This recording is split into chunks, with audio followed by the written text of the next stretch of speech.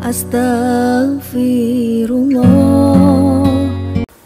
Maka akan dikatakan kepada wanita ini, masuklah kalian dari 8 pintu sorga dari mana kau sukai.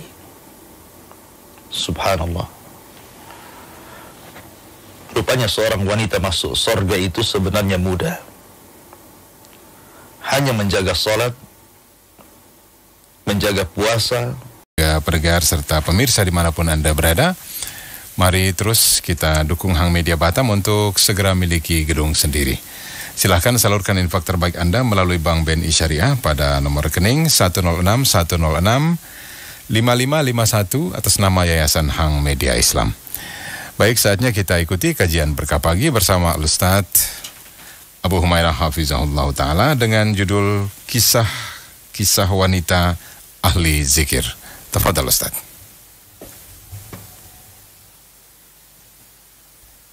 Bismillahirrahmanirrahim. Assalamualaikum warahmatullahi wabarakatuh.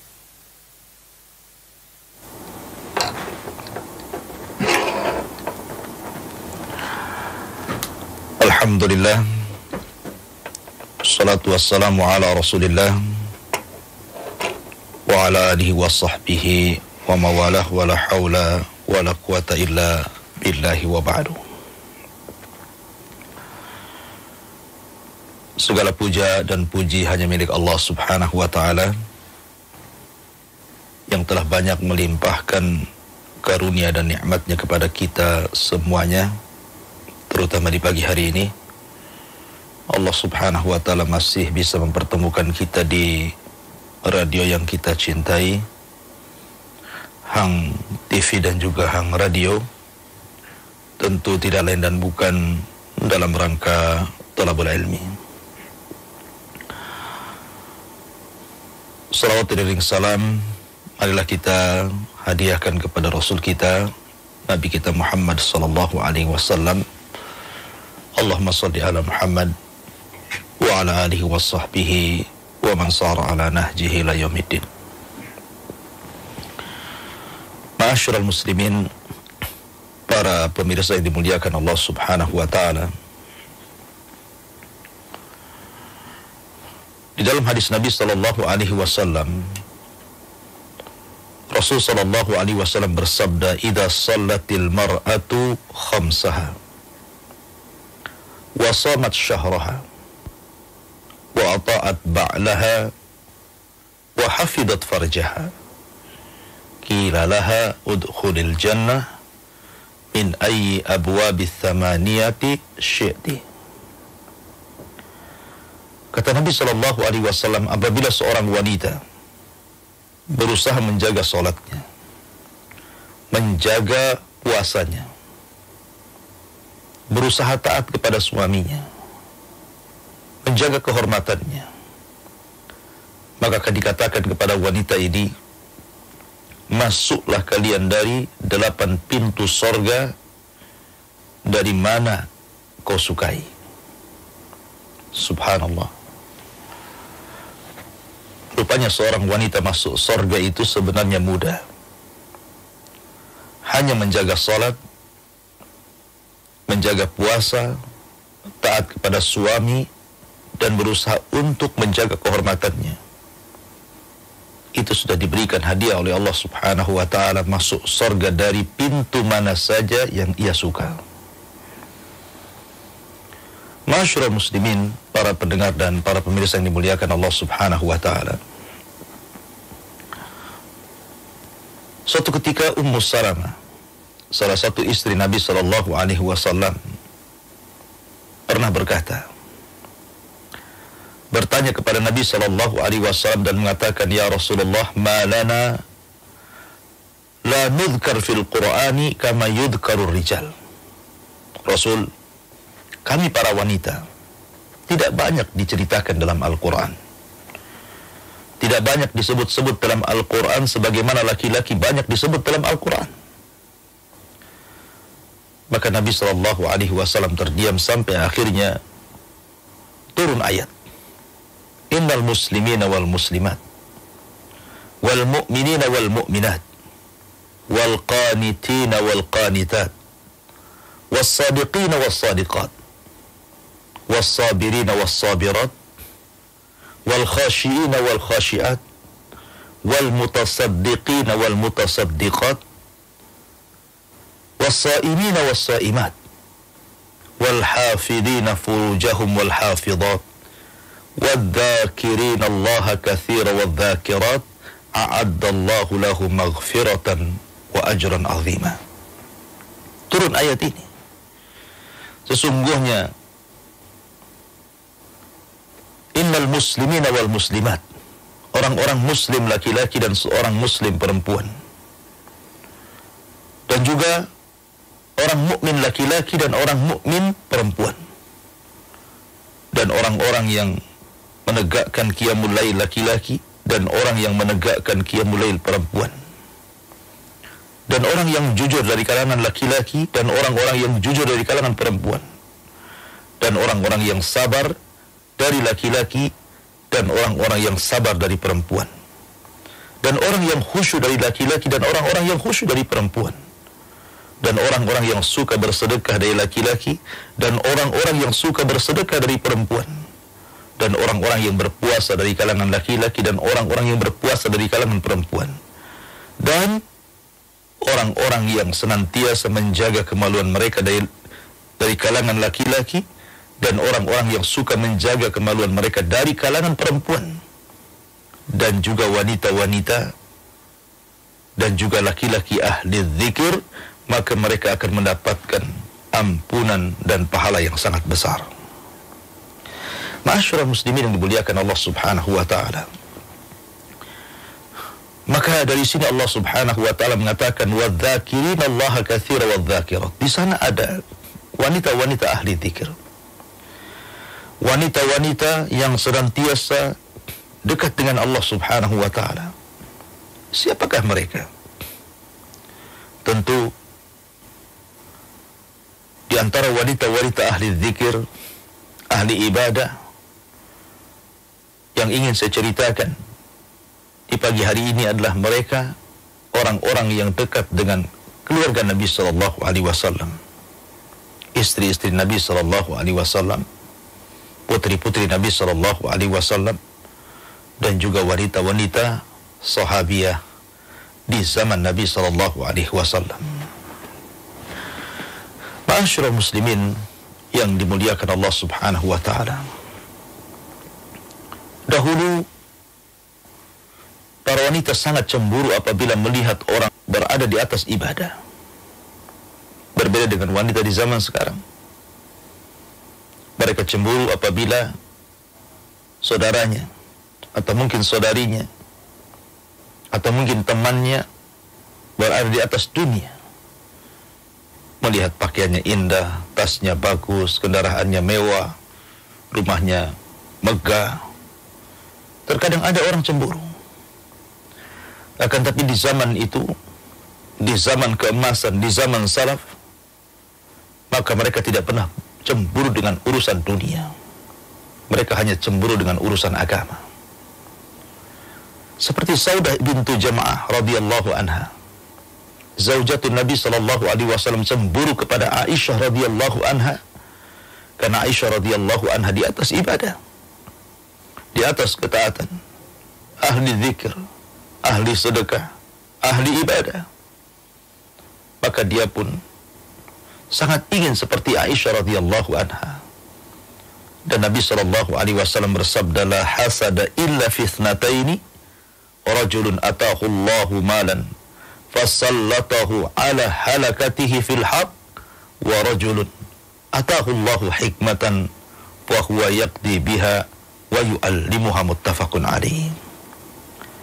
Kata Nabi sallallahu alaihi wasallam, tidak ada hasad kecuali dalam dua perkara.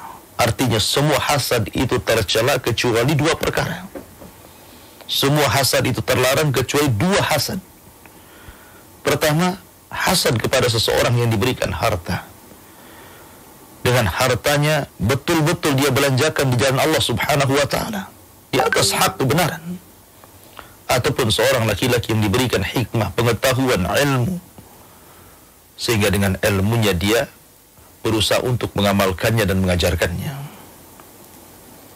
Maka Saudah bintu Jam'ah hasad kepada Aisyah radhiyallahu anha, bukan hasad tercela atau bahasa yang lain disebut ghibtah, hasad yang terpuji, karena melihat Aisyah radhiyallahu anha ahli puasa, ahli ibadah, ahli sedekah dan begitu seterusnya. Maka Saudah sangat cemburu dengan Aisyah radhiyallahu anha. Begitulah wanita di zaman salaf. Ma'asyiral muslimin yang dimuliakan Allah Subhanahu wa taala. Ketika Nabi sallallahu alaihi wasallam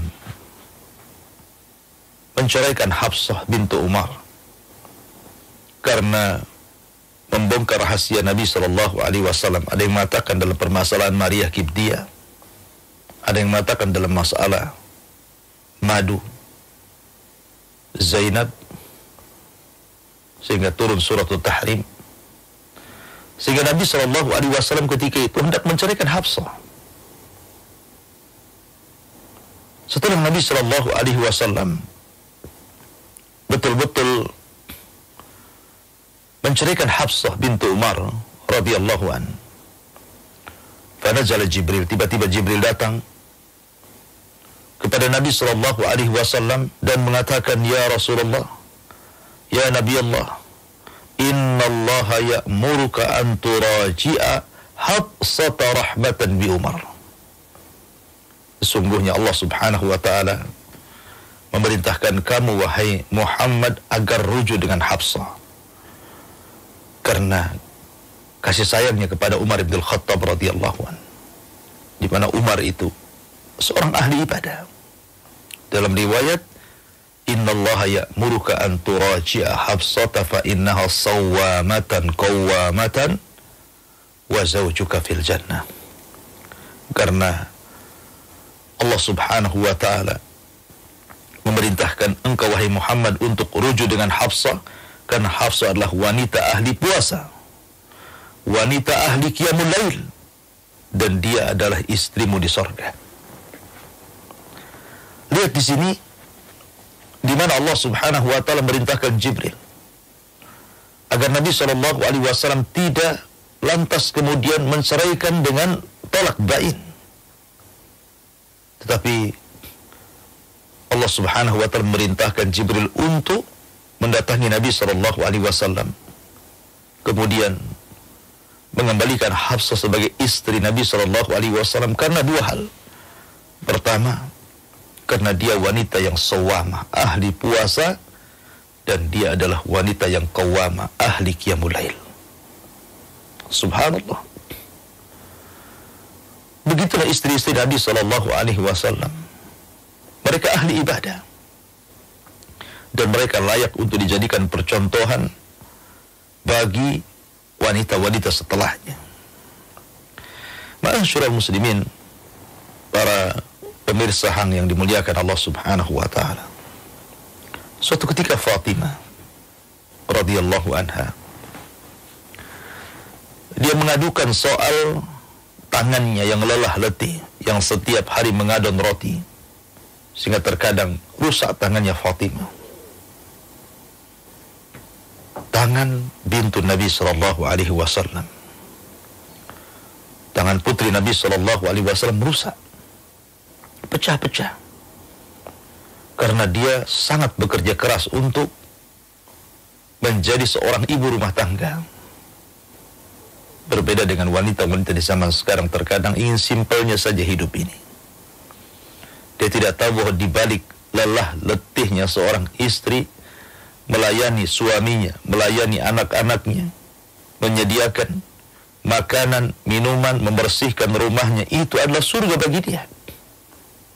Itulah sebab dia masuk surga. Itulah ibadah-ibadah yang mulia bagi dia. Itu yang dilakukan Fatimah radhiyallahu anha. Dia sibuk menjadi ibu rumah tangga, semua dikerjakannya. Sampai dia mencari kayu bakar, memotong kayu bakar, mengadon roti dan begitu seterusnya, sampai tangannya lelah. Sebab itulah dia mengadu kepada Nabi sallallahu alaihi wasallam ingin mendapatkan pembantu. Berangkatlah Fatimah ini ke rumah Nabi SAW, ayahandanya. Tapi tidak ketemu. Hanya berjumpa dengan Aisyah radhiyallahu anha. Kemudian dia pun menghabarkan kepada Aisyah maksud tujuannya. Maka ketika Fatimah pergi, Nabi SAW pun datang. Aisyah menceritakan maksud putrinya Fatimah radhiyallahu anha. Oh, dia menghendaki seorang pembantu. Subhanallah.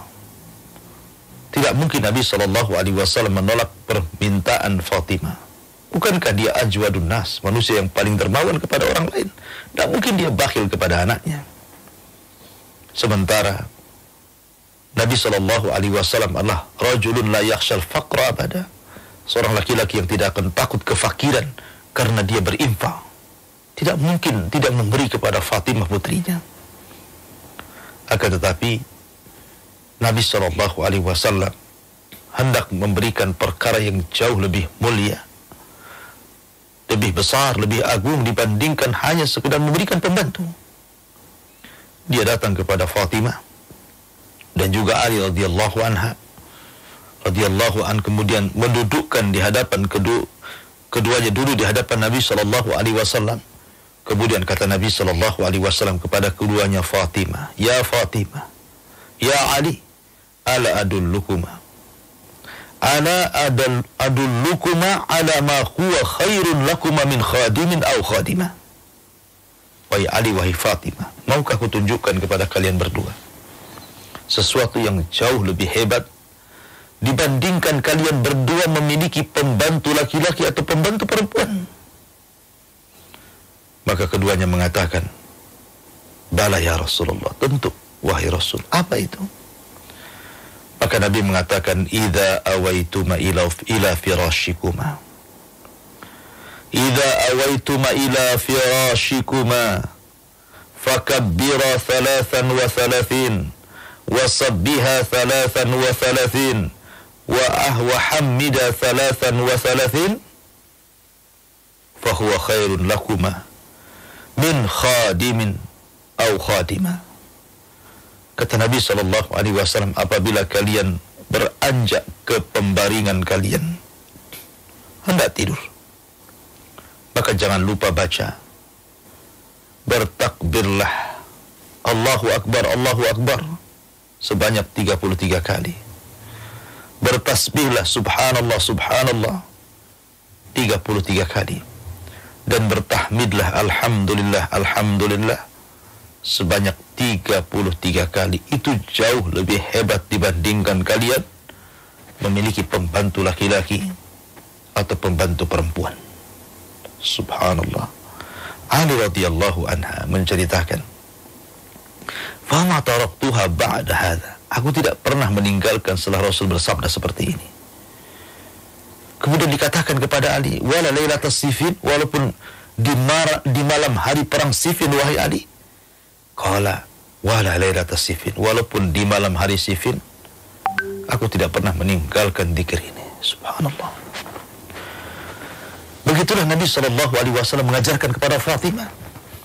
Maka sejak itu Fatimah menjadi wanita ahli zikir. Tidak pernah dia meminta lagi pembantu laki-laki dan perempuan.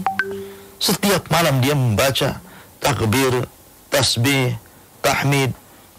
Karena itulah yang disabdakan Nabi SAW jauh lebih hebat dibandingkan pembantu laki-laki dan pembantu perempuan.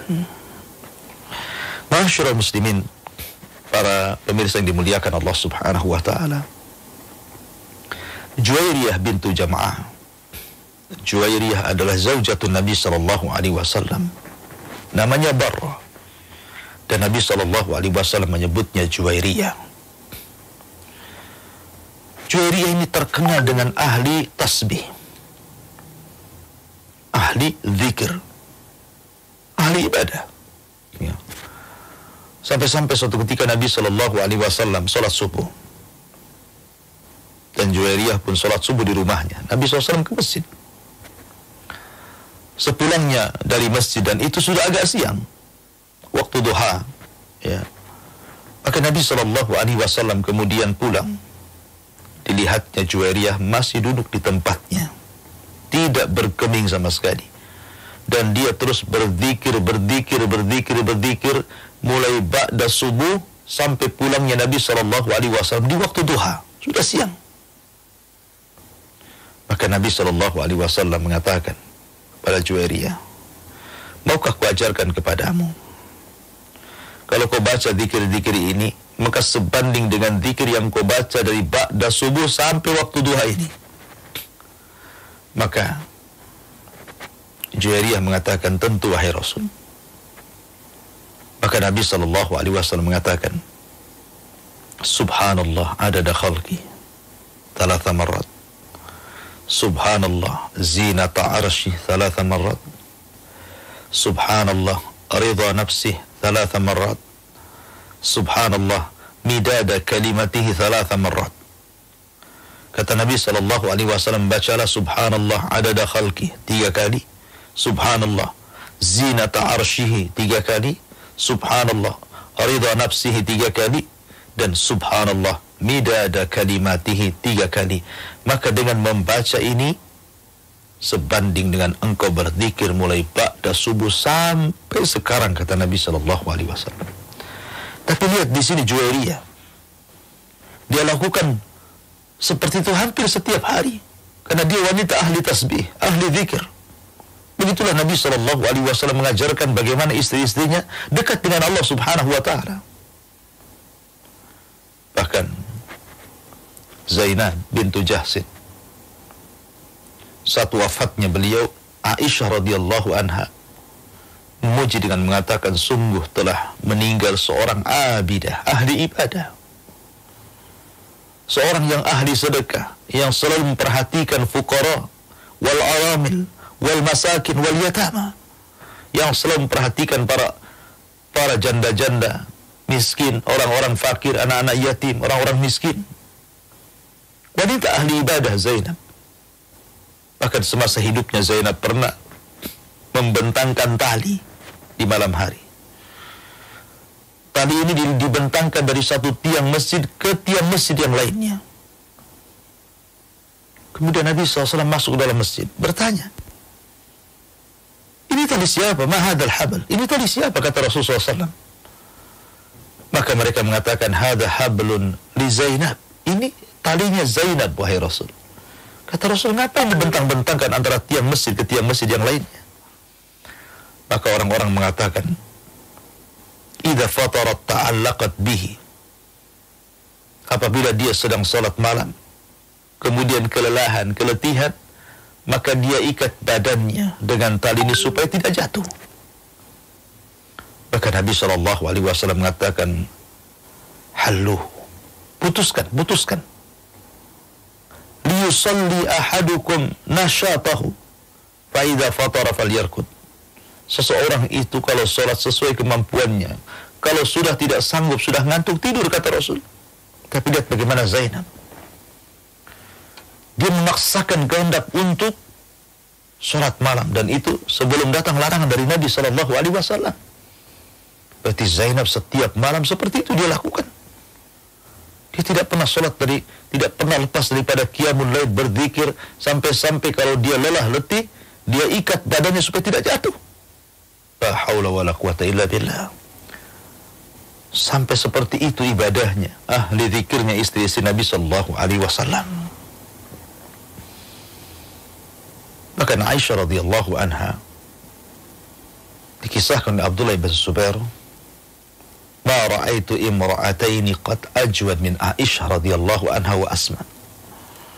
Aku tidak pernah melihat dua wanita yang sangat dermawan melebihi Aisyah dan Asma.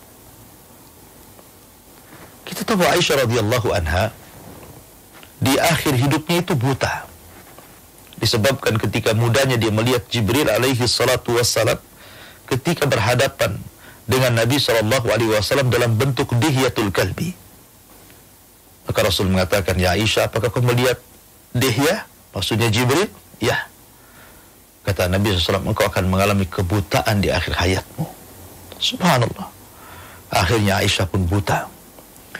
Ketika dia sudah tua, dia sudah buta itu, dia mencari-cari barang. Apabila dia teraba barang, maka dia katakan kepada pembantunya, "Ta'ali, kemari kamu. Ini ada barang, tolong sedekahkan kepada si fulan, kepada si fulana." Ya. Kemudian dia cari-cari lagi. Apabila dia teraba barang, dia mengatakan, "Tolong sedekahkan barang ini." Sampai akhirnya satu isi rumah tidak ada satupun barang lagi yang hendak disedekahkan.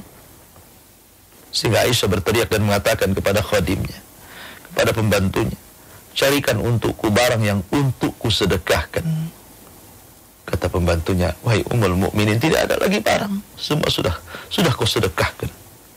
Subhanallah. Sampai seperti itu Ummul Mukminin Aisyah radhiyallahu anha. Beribadahnya, zikirnya, sedekahnya. Makanya wajar kalau Abdullah ibn Zubair mengatakan, "Aku tidak pernah melihat dua wanita yang ahli sedekah melebihi Aisyah radhiyallahu anha dan juga Asma bintu Abi Bakrin radhiyallahu anha." Dan banyak lagi kisah-kisah tentang wanita-wanita ahli ibadah, ahli zikir, terutama istri-istri Nabi sallallahu alaihi wasallam dan sahabiah-sahabiah di zaman itu. Namun waktu juga yang memisahkan kita. Insyaallah kita lanjut di lain kesempatan. Kita kembalikan ke moderator, falyatafaddal mashkura. Jazakallah khair Ustaz atas materi yang sudah disampaikan di kesempatan yang berbahagia ini. Kisah-kisah wanita ahli zikir semoga bisa menjadi teladan bagi kita semuanya. Kaum muslimin dan muslimah dimanapun Anda berada di seluruh dunia, disilahkan bagi Anda yang ingin bertanya kepada Ustadz, Anda bisa kirimkan pertanyaan Anda ke 081-803-106-106. Program ini juga disiarkan oleh Radio Canisa FM Palangkaraya. Baik, ada pertanyaan yang sudah masuk nih Ustadz. Ya. Assalamualaikum Ustadz. Waalaikumsalam.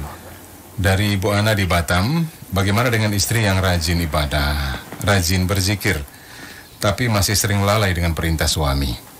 Padahal perintah suami tidak melanggar ajaran agama Islam, hanya perintah biasa.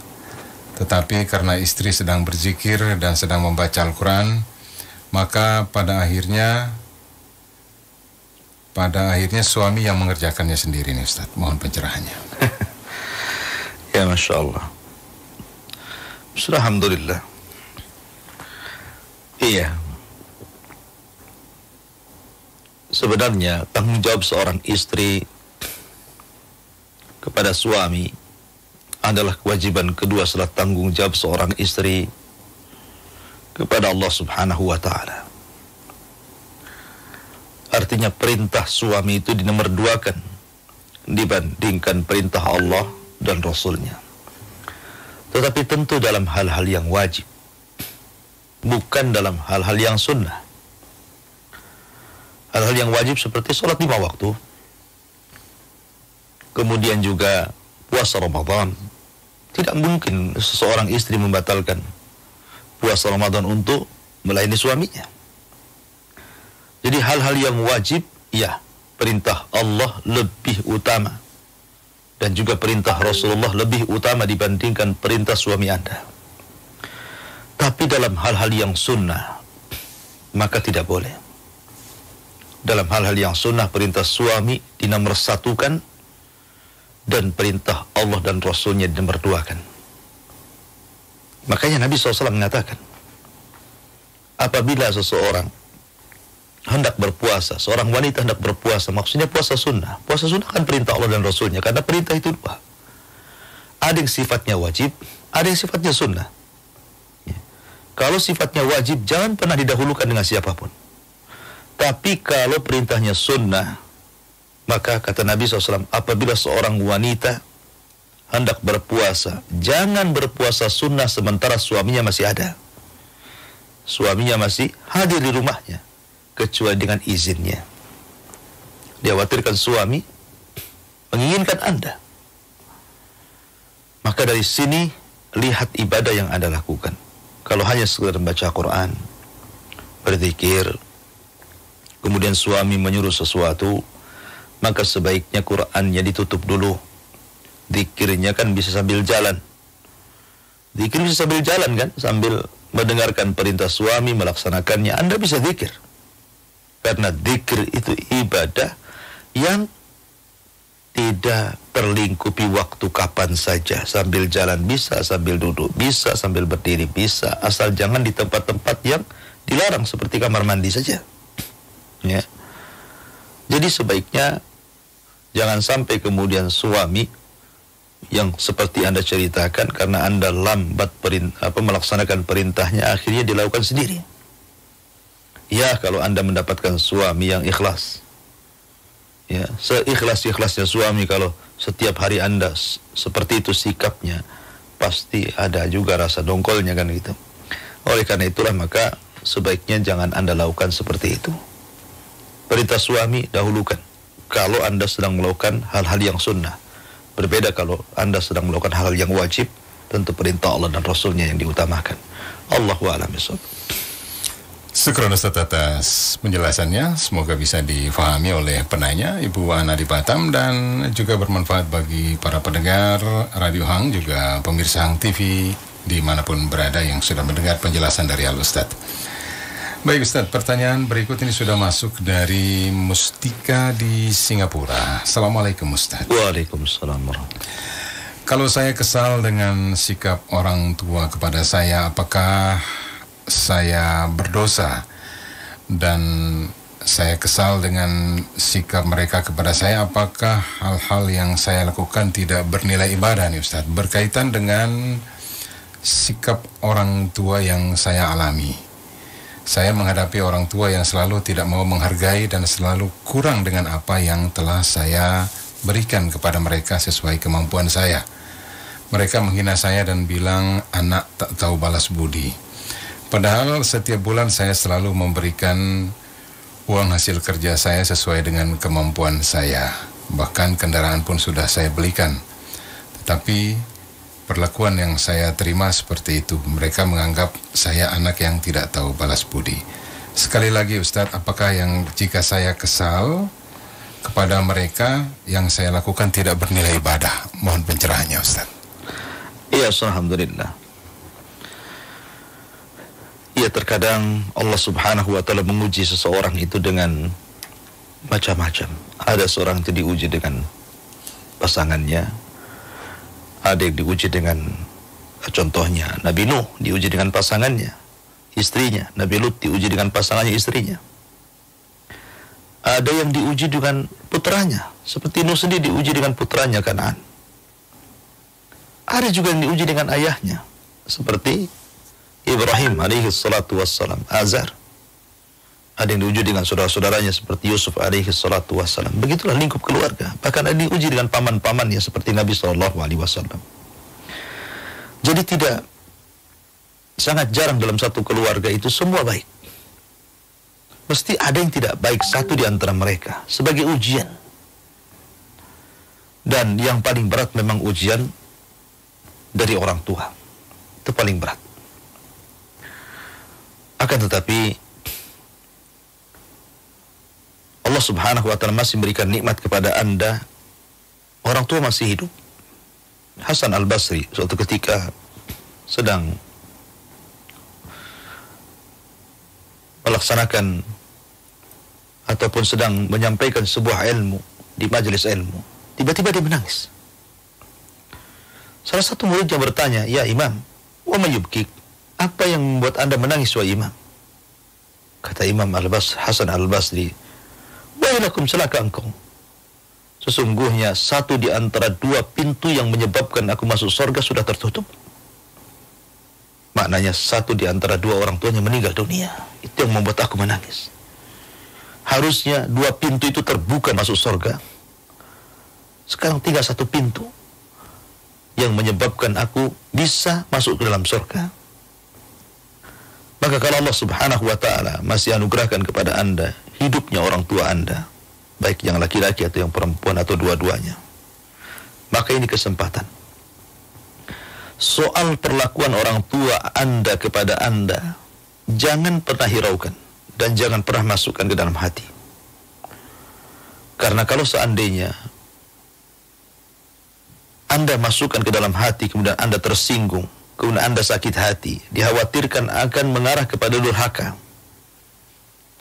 Dan kalau sudah masuk durhaka, maka akan menutup pintu surga.